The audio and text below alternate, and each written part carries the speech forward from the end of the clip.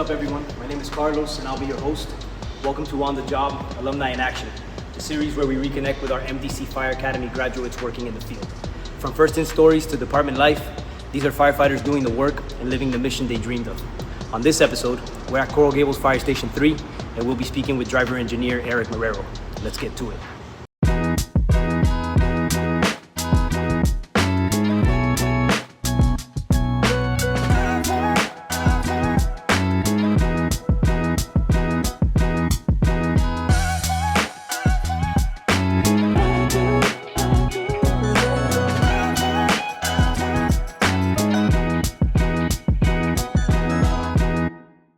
Eric, thank you for being with us. All right, Miami-Dade College Academy really appreciates you being our first guest in our podcast, right? On the Job, Alumni in Action. Thank you for having me. As we know, it's going to be a nice conversational piece, and we look forward to having many more guests. So the journey of 1,000 miles begins with a single step. Yep. You're our first guest, and of course we start every guest with a quick introduction. Tell us about yourself. Who are you? Yeah, so my name is Eric Marrero. I'm 33 years old. Been working for the city of Coral Gables since 2018. I was a member of Miami-Dade Fire College back in 2016. I was part of class 16119. And I also went to EMT school in Miami-Dade College as well. So I've been, like I said, here since 2018. I'm now a driver engineer here with the city. This is my truck right behind me. How many total years have you been on? I'm on my 8th year now, so about 7.5 years. Okay.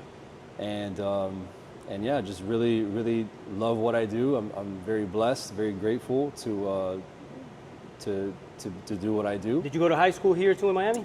Yeah, I went to Coral Gables Senior High School, so in the city as well. Okay, so you're a local. Graduated in 2010. Yeah. Okay. And right after high school, is when I started getting into like the fitness space. And that's when I became a personal trainer. Became a personal trainer back in 2012.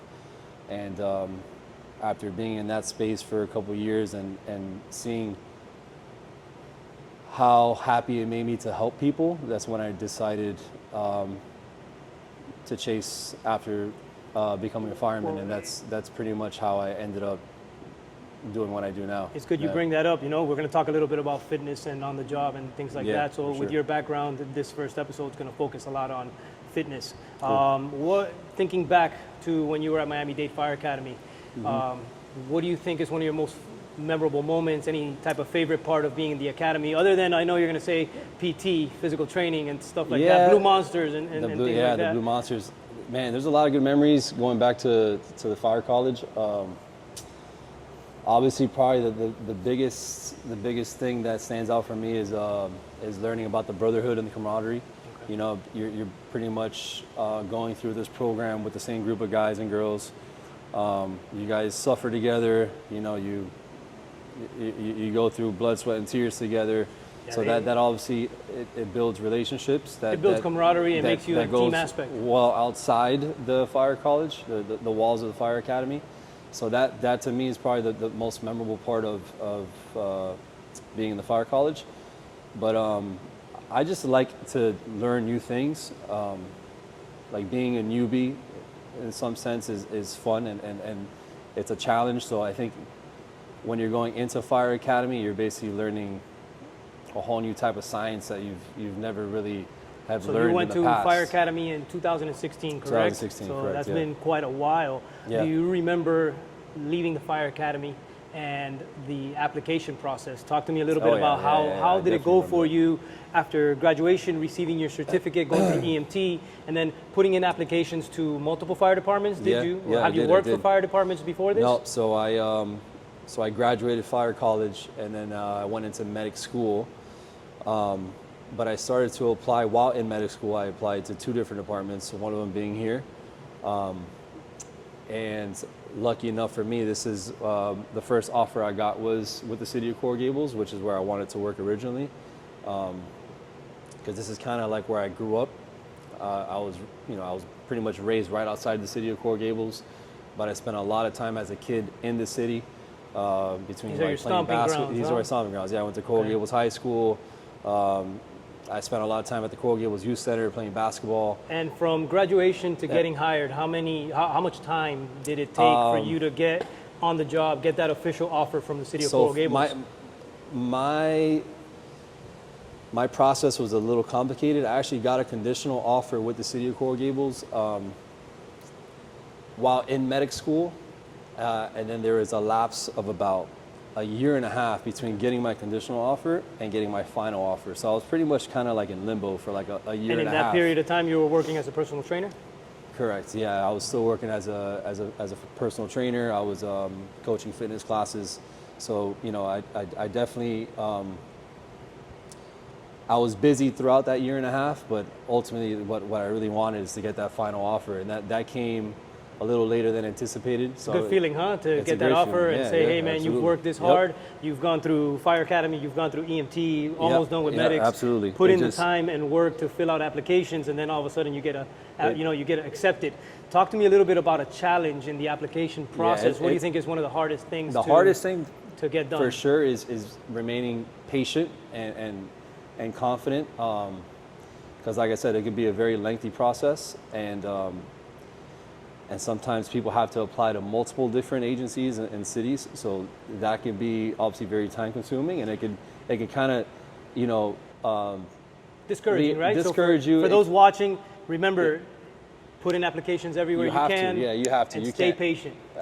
The main thing is remaining patient and keep working on your craft. Like the time spent of waiting for those offers to come in, don't just sit at home, not do anything. Continue to make yourself better. Did you apply anywhere else other than South Florida area? Did you go to Central Florida? No, North just Florida? here in South Florida. Here?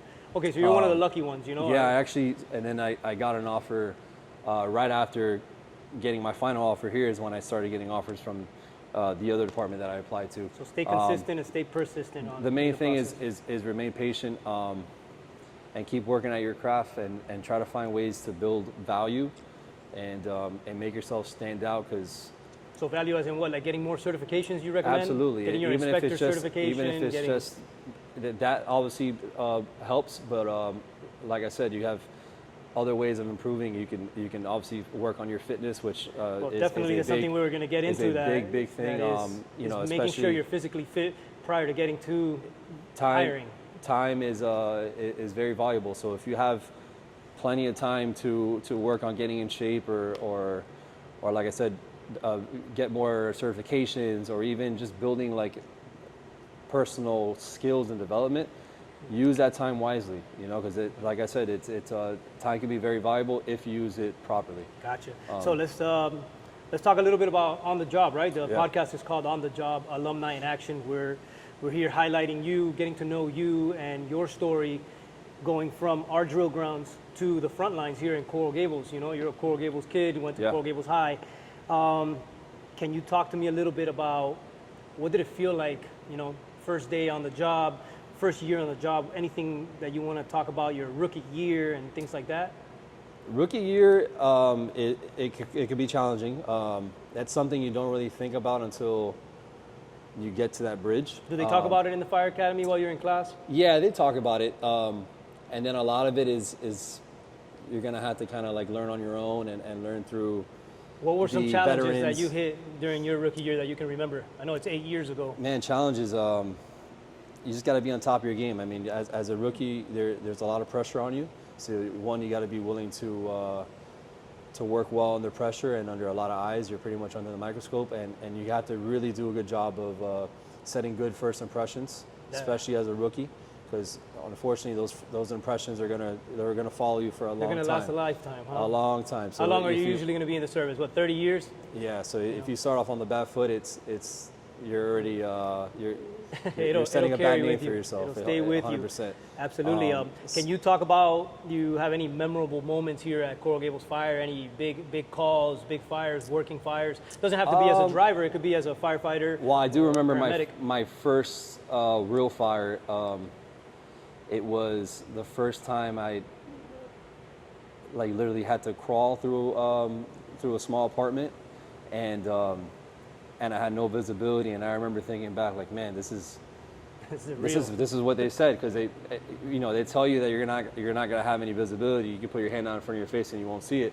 And that was the first time I was like, oh man, you know what? These guys are right, because you don't really anticipate we that black happening. you out. We put, Yeah, there's a reason why we black out those masks, or we smoke out a room when you're doing like a maze or something, because that's actually how it is in a smoked out environment. So that was. So that you would first say fire, Miami-Dade does some realistic training. Yeah, to get you absolutely. prepared? Yeah, for sure. Excellent. Yep. And so don't take that training for granted. And obviously, training can be difficult. It could be. It obviously is challenging, but that's what it's meant to do. And during to that get fire, you ready for those. During that fire, moments. what do you remember? You said it was a tight apartment. It was a tiny apartment. Yeah, it was a small fire. I think it was a tankless water heater that caught, and it was all the way in the rear of the apartment. And like I said, I remember being on the nozzle, and I just was looking for the orange glow. And once I saw it, I got to it, and I hit it with the stream. But it was very hot.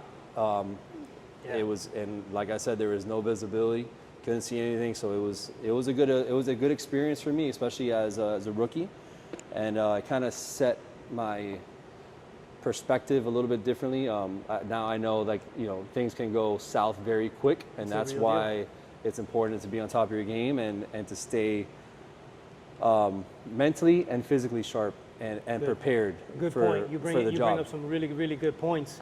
So as a driver engineer, now that you drive these big, humongous $1 million trucks, it's a progression to get from firefighter to driver. For those that are not in the fire service that are watching this, the fire service is a progressive career. You come in as a rookie, you don't know anything, you are brought under somebody's wing, you get off your probationary year, you're on usually a suppression for some time, then you go onto a rescue truck, and then eventually you take a test to become a driver engineer.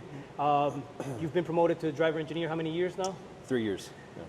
3 years as a driver engineer. What would you say is your favorite part of being the driver? I drove for many, many years in my career, and it's a phenomenal position. It definitely what do you is. think it's a fun position. It's a lot of responsibility. It's a lot of responsibility. I think I always tell my guys that my job as a driver is to get you to the scene as safe as possible. So, well, these narrow roads that you got here in Coral Gables with the these narrow monster roads, trucks, you got the branches, you have swales, and you have people that are driving that probably shouldn't be driving. But it's probably one of the most dangerous parts of this job is getting to the scene. So I take that, I take that responsibility very.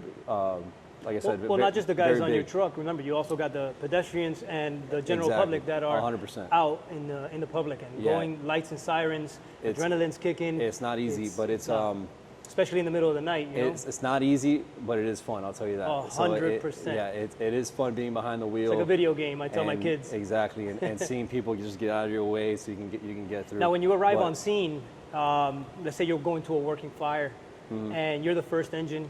Your first due, you're going to catch this ripper, and there's, smoke showing, true call. We get a lot of calls that are false alarms, but you're going to a true emergency.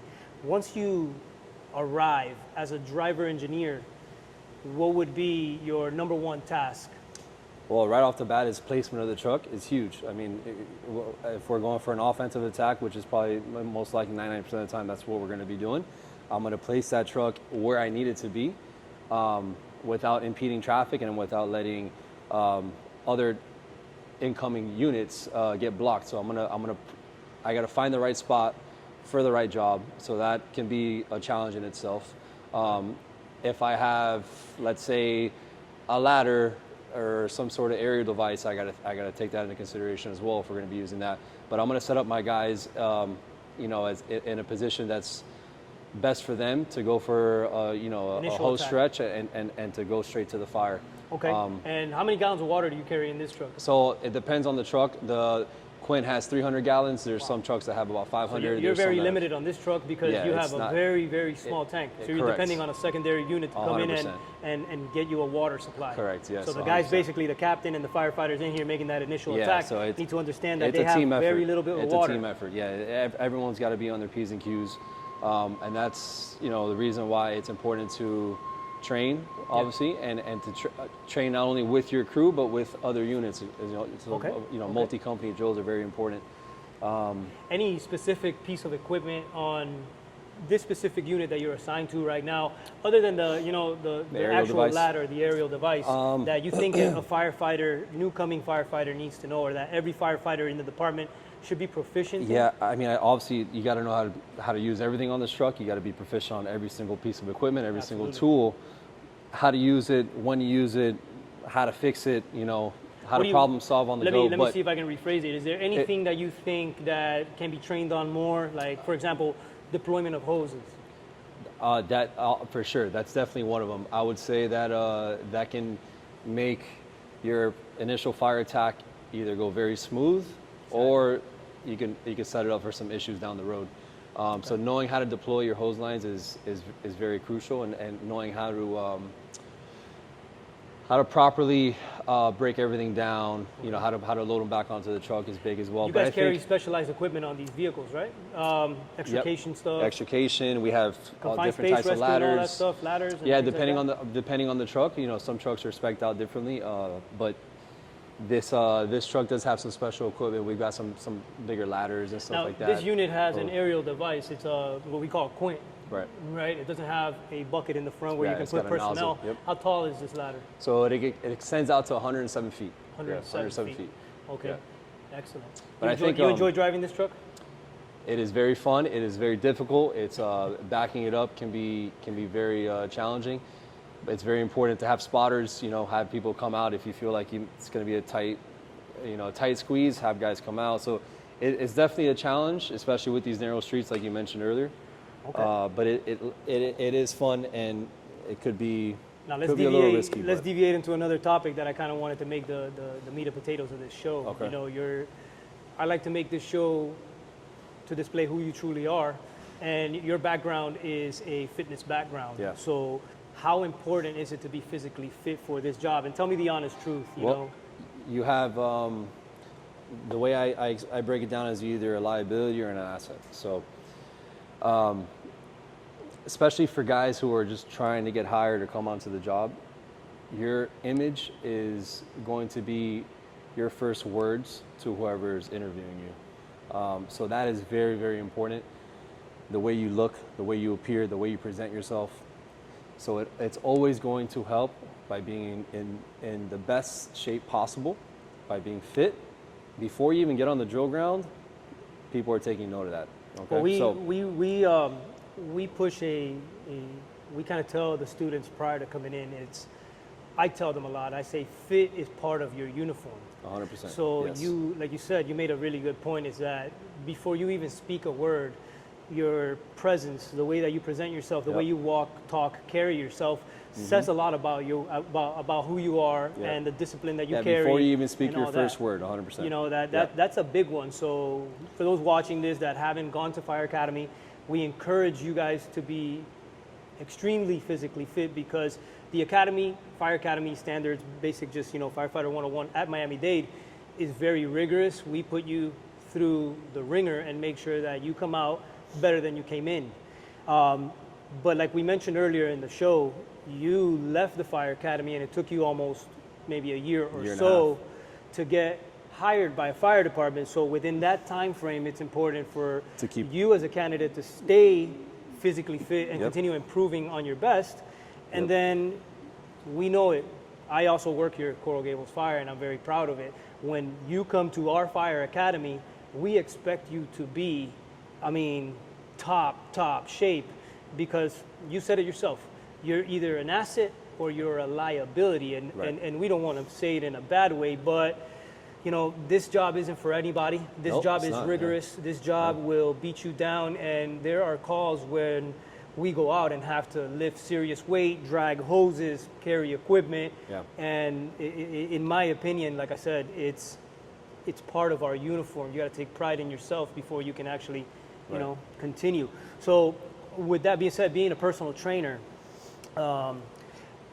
correct me if I'm wrong, we went through a Fit to Thrive training a few years back, you and myself, we did. all right? Being a personal trainer, how do you influence those around you? Do you train with your guys while you're on duty? Talk to me about your fitness journey and some of your habits, either off duty and while you're here at the fire station. So for me personally, fitness is not really it's not, to me, it doesn't feel like a chore. For me, it's a non-negotiable. So for me, it's something that I do 5-6 times a week, and I do it because I know it's a necessity for me to feel good, mentally and physically, and I know that it's a big part of this job. So I know that I need to do it in order to be the best asset to this department and to the city. It's, you know, fitness can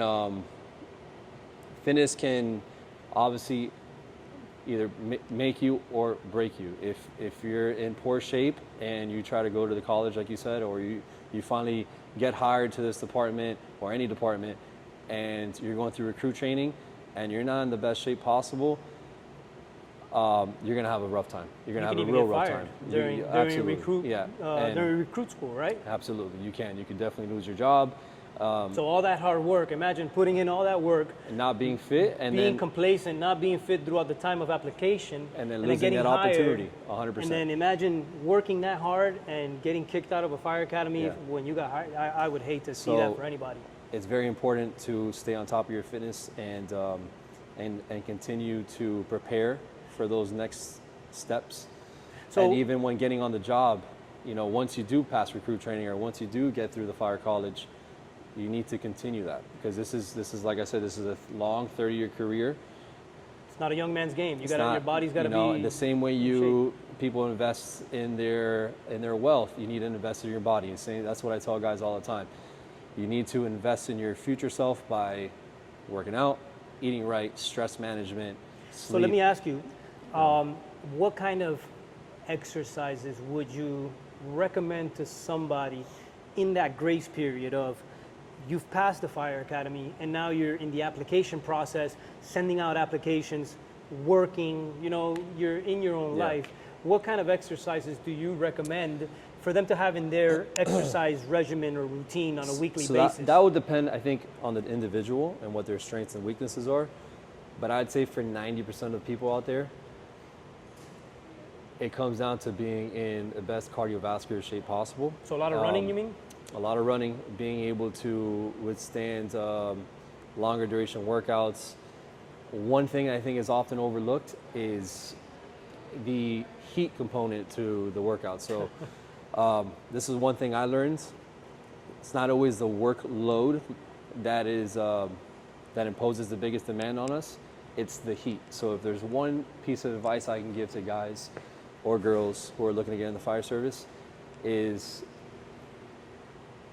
try to make your workouts harder by making them as hot as possible. What I mean by that is throw on a hoodie, you know, throw a beanie on, go out in the sun and try to perform your long duration circuit style, high intensity workouts, and get used to being hyperthermic. Because that essentially is what makes everything so hard when you're in gear. We live in South Florida, so if you're fortunate to get hired in the winter time, what we call winter here, right? Mm-hmm. It's 70 degrees. Yeah. It's our winter. But in the winter months, it's still kind of warm. But definitely, if you are hired in those spring and summer months, it is extremely hot and it can be dangerous. So if you're not used to it, right? If you're not used to it, it will kick you in the butt.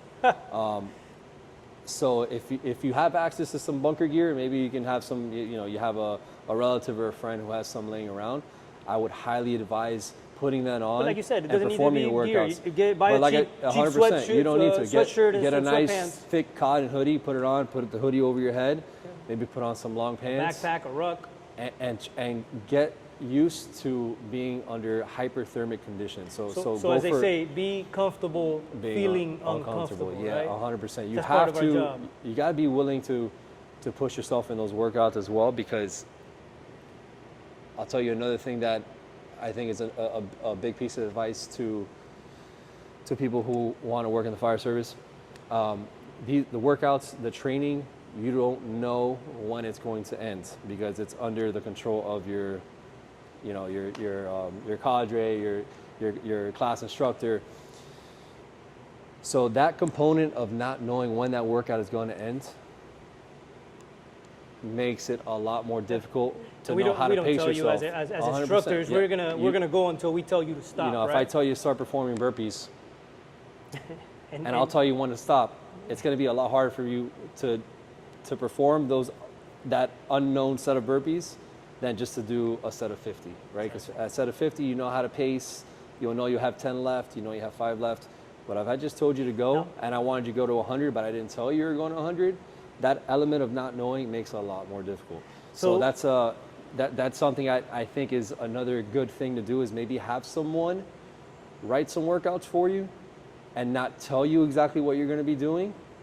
And then on top of that, throw on a hoodie, throw on some gear, get out in the sun, and get used to training that way. I think that's get uncomfortable. I think, yes, you got to be willing to push yourself and have someone be on top of you, forcing you or holding you to a certain standard on your workouts. I think that will help big time. When we're talking about fitness, you mentioned it earlier, it's very important. Nutrition and hydration, those are 2 key components that I kind of want you to let me know. What are some of the things that you do along with rest and recovery? So right off the bat, hydration is key. So if you're going through periods of high demand or high workload, especially here in South Florida with the heat and humidity, you need to be consuming a lot of water and electrolytes, not just water. You do need electrolytes as well. Sodium, potassium, magnesium. So you need to be consuming electrolytes, not just water. You don't want to dilute your body. And same day or day before, 3 days before, how long? Consistently, every single day. Go through, a pack of electrolytes every single day, sometimes 2 if you feel like you need it. Throw some salt in your water, salt your foods. Again, if you don't have any underlying health conditions, that should be fine. But if you are working out hard and you are training and you are sweating a lot, you will benefit from the hydration and electrolyte and I'm sure supplementation. You get hungry after all this training. Absolutely. And then you what kind of food do you recommend? Yeah, correct. You do have to feed yourself adequately to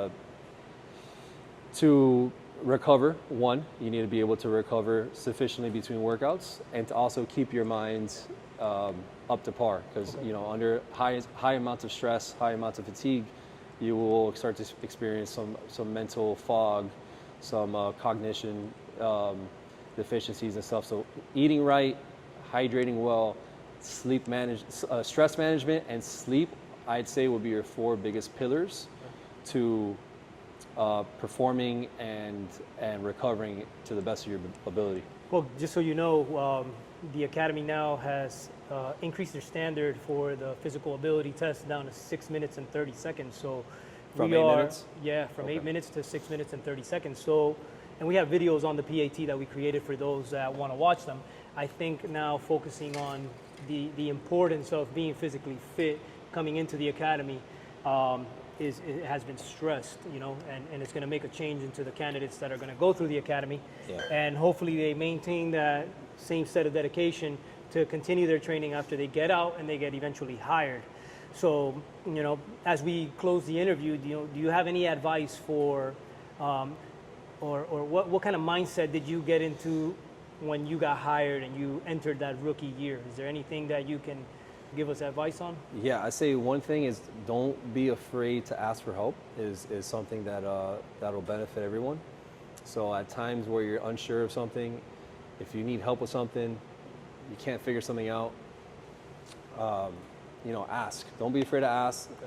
There's always room for growth, for learning, for new opportunities. So don't be afraid to like I said, reach out and don't think you're going to look dumb or don't think you're going to look inexperienced. So speak out, man. Speak out. If you need help with something, ask for it. Especially even with, personal training, or if you feel like you're unsure on how to train for your CPAT, reach out. There's resources out there. Ask with friends, and like I said, don't be afraid. Okay, don't hold back. Once you get hired and you're on the job, what would be another piece of advice for growing through these positions, getting to the position that you've been at as a driver? Anything that maybe somebody should have told you prior to getting to being hired, or something in that aspect? So everyone has different goals within the fire service. Some people want to be a chief, some people want to be riding the rescue, some people want to drive like myself, some people just want to be tailboard firemen for their whole career, and that's fine. Everyone has different goals. There's nothing wrong with that.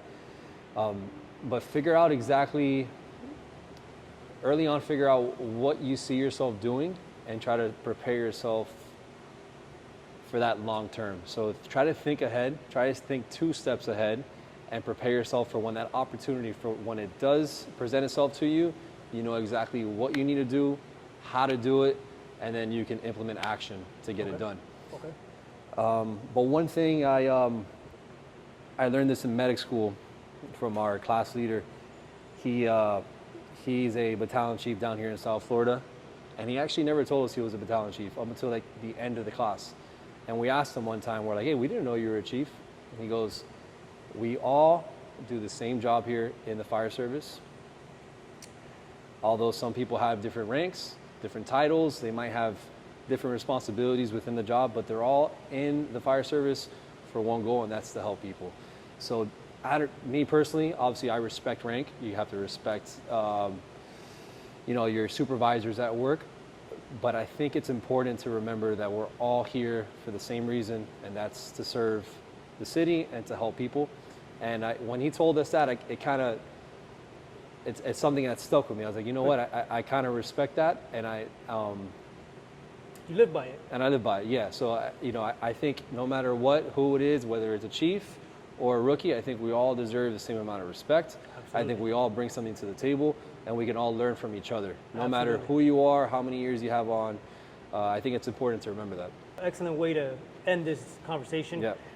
Eric, I thank you very much for being our first participant in this series. I look forward to possibly meeting with you again in the future. And I want to thank Coral Gables Fire Department. I want to thank Chief De La Rosa and all the staff members that made this possible. I appreciate you, my brother. Of course. Thank you very much. Absolutely. God bless Thank you for having and me. be good, my friend. Thank you. All right. Awesome. Let's go.